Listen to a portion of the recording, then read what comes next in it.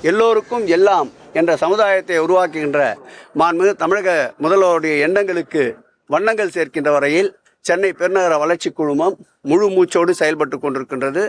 அதில் எங்களுடைய துறையினுடைய செயலாளர் காகர்லா உஷா அவர்களும் ஏனைய துறையினுடைய அதிகாரிகளும் சென்னை பெருநகரத்தினுடைய மாநகராட்சியும் ஒருங்கிணைந்து இந்த பணிகளை மக்களுடைய பயன்பாட்டிற்கு அர்ப்பணிப்போம். அரசு சார்பில் நடத்தப்பட்ட முருக விழா என்பது ஆன்மீகவாதிகளால நடத்தப்பட்ட முருக விழா கிடையாது. ஆனா இப்ப நடக்கக்கூடிய முருக விழா என்பது ஆன்மீகவாதிகளால் நடத்தப்பட்ட விழாண்டு நயினா நாகேந்திரன் தெரிவிச்சு. ஆந்திராவில் இருக்கின்ற பவன் கல்யாணுக்கும் தமிழ்நாட்டிற்கும் என்ன சம்பந்தம்? உத்தரப்பிரதேசத்தில் இருக்கின்ற யோகிநாத்துக்கும் தமிழ்நாட்டுக்கும் என்ன சம்பந்தம்? ஒரு அரசியல் சார்ந்து அரசியல் நிலப்பாடோடு இந்து சமய அறநிலையத்துறை என்பது அறம் சார்ந்த ஒரு துறை. அறம் என்றாலே அதில் ஒழுக்க நெறியை போதிப்பதுதான் அறத்திற்குண்டான பணி. திருக்கோயில்கள் அந்த காலத்தில் கோயில் இல்லாத ஊரிலே குளம் இல்லாத ஊரிலே குடியேற வேண்டாம் என்பார்கள், மனிதனை ஒழுக்கப்படுத்துவது. ஆனால் இவர்கள் நடத்துகின்ற இந்த மாநாடு என்பது இனத்தால் மதத்தால் மொழியால் பிளவுபடுத்துகின்ற சூழலை ஏற்படுத்துகின்ற ஒரு மாநாடு.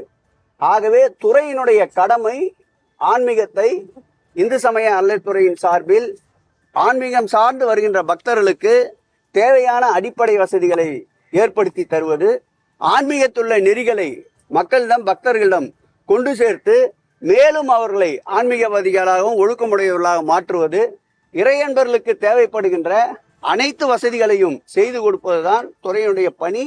அந்த பணியை நாங்கள் முழுமையாக நிறைவேற்றுவதால் தான் எந்த காலத்திலும் இல்லாத அளவிற்கு 117 திருக்கோயில்களுக்கு இதுவரையில் முருகர் திருக்கோயில்களுக்கு இந்த ஆட்சி ஏற்பட்ட பிறகு குடமுழுக்கை நடத்தி இருக்கின்றோம். 136 திருக்கோயில்களை குடமுழுக்கிற்கு திருப்பணிகளுக்கு எடுத்துக்கொண்டிருக்கின்றோம்.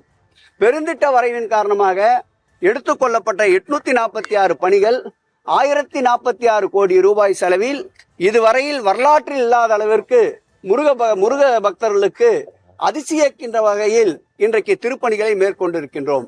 பழனியிலே எடுத்துக்கொண்டால் இந்த ஆட்சி வந்த பிறகுதான் பழனியிலே குடமுழுக்கு நடத்தப்பட்டது. பழனியிலே பெருந்திட்ட வரைவின் மூலமாக 98 கோடி ரூபாய் செலவில் பணிகள் மேற்கொள்ளப்பட்டு வருகின்றன.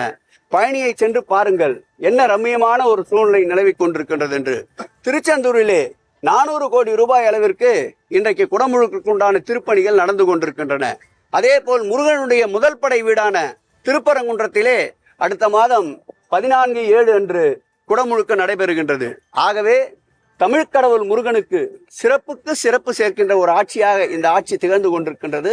ஆகவே இது போன்ற மக்களை பிளவுபடுத்துகின்ற, இது போன்ற ஒரு சாரலை வைத்து நடத்துகின்ற இது போன்ற மாநாடுகள் தேவையற்றது என்பது எங்களுடைய கருத்து. அது அவருடைய விருப்பம், அவர்கள் செயல்படுத்திக் கொள்ளட்டும். முருகரை கையில் எடுத்திருக்கோம் 2026